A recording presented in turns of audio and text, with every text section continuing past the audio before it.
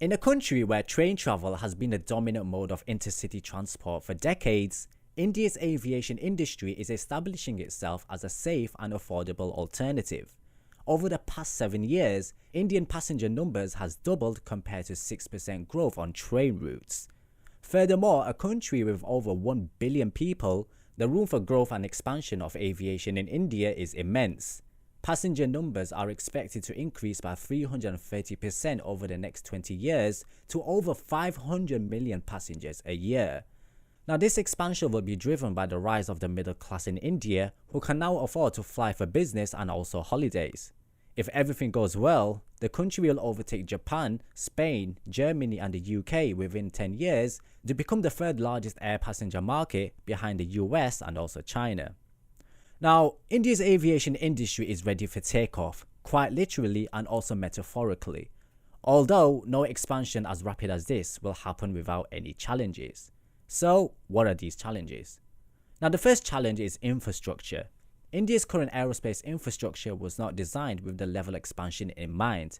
In fact, 2 of the world's top 10 fastest growing airports were in India, New Delhi and also Bangalore.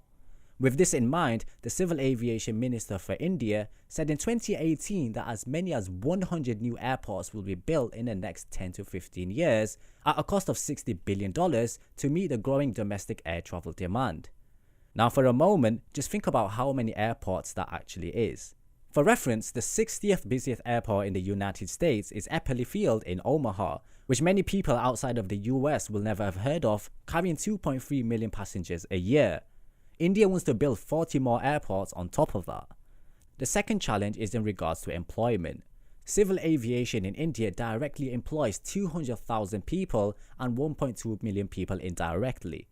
An expanding aviation industry creates jobs in ground handling, cargo warehousing, and also airport development and many more.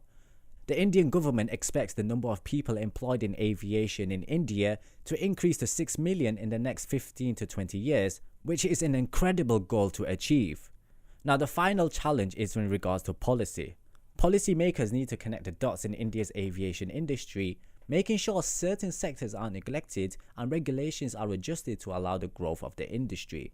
If environmental regulations, for example, prevent an airline from expanding, it's almost impossible for growth to be achieved.